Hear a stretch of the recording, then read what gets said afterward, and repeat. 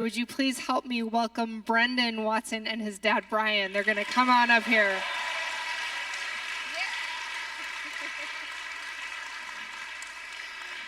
We've been talking about trying to find a time for them to share their story for a while, and it's finally here. There's a really cool connection between their story and the story we're going to actually hear about David in a little while later tonight.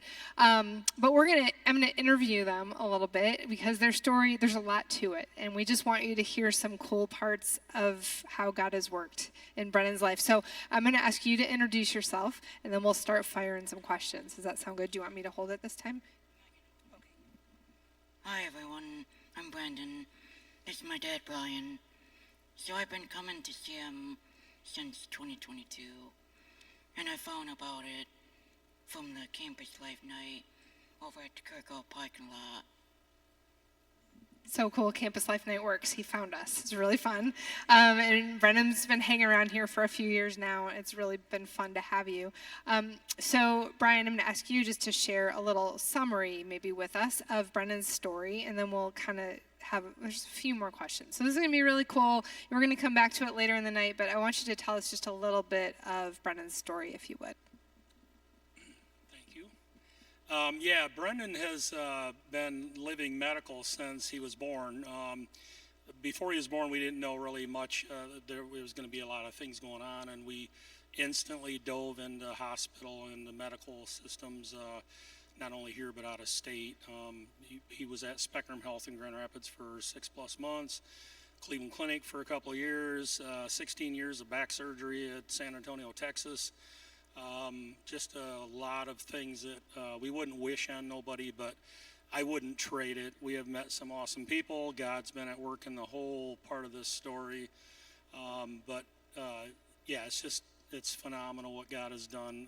Brendan was labeled with failure to thrive when he was born, and that just means that things aren't looking well. You're going to have a difficult time. Things may not turn out so well, and we just kept trusting that we would get him through God's help.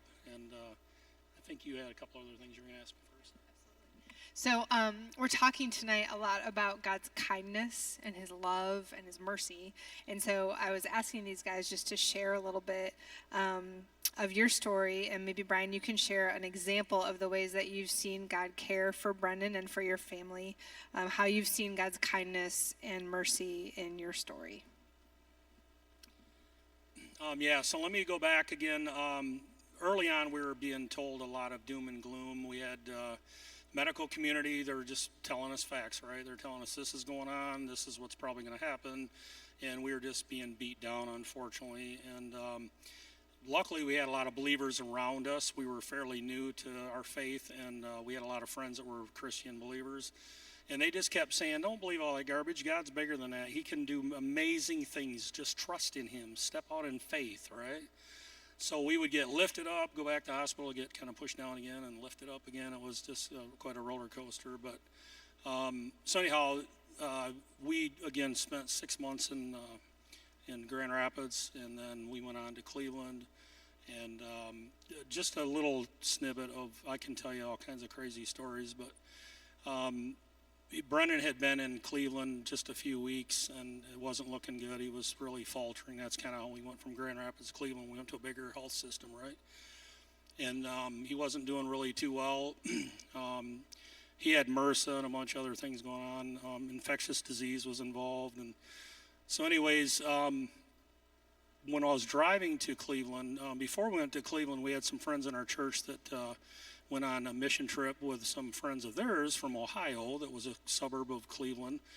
And they said, hey, if you ever get a chance when you're down there, they knew we were going to Cleveland, they said, look up Church on the Rise, a church that they met these folks from and that were on this mission trip with them. And so my wife and I remembered that. We didn't know where it was. We just knew it was somewhere by Cleveland, right? So I started this journey of driving back and forth. My wife's with Brennan in Cleveland a couple of weeks. Not doing too well. We were going to be staying there until who knows when. So anyhow, on a Friday night, I'm driving, 6-hour drive one way. So I'd drive there on the weekend, drive home on Sunday night, work Monday, Friday night, go back again. I did that for like 6 months, 40,000 miles on our vehicles. It was pretty lengthy stuff. But anyhow, So a Friday night, I'm driving into Cleveland. I'm getting in suburbs of Cleveland, Avon Lake and Sheffield. These are different communities just outside of Cleveland. And so I see a hospital sign on the side of the road, and the Holy Spirit was like saying, go check this hospital out. So I didn't know what was going on, so I just obeyed, and I get off the exit, and I go down the road just a few miles. There's a small community hospital. So I pull in this hospital. I don't even know why I'm there. I'm just like, okay, it's a small hospital. We're in this big hospital. Mind you, the University Hospitals of Cleveland. It's next to the Cleveland Clinic where we ended up. But so anyways, so I go to leave the parking lot, and I pull out on the road, and I see Church on the Rise. My headlights are shining on their sign, Church on the Rise Church. I'm like, what's with this? This is bizarre. I'm running into this church I'm told about, had no clue where it was at, but I'm literally, my headlights are pointing on their sign.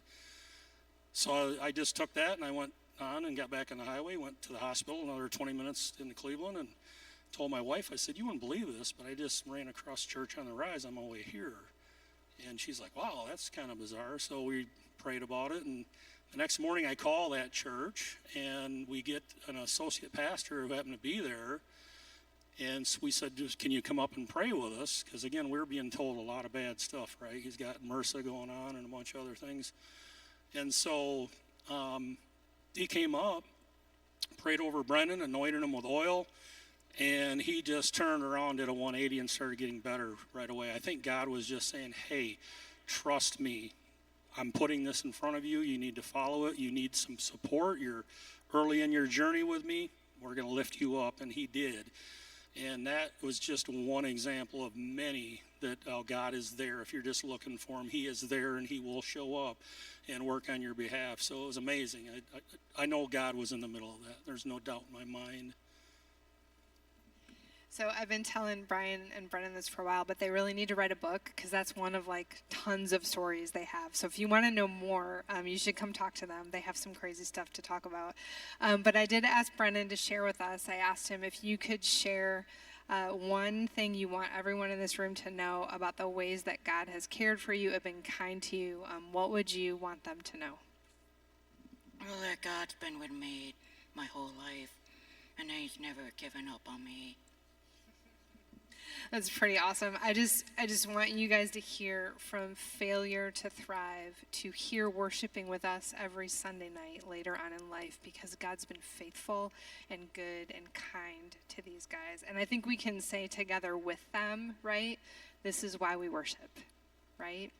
Can you help me thank Brendan and Brian for being here tonight?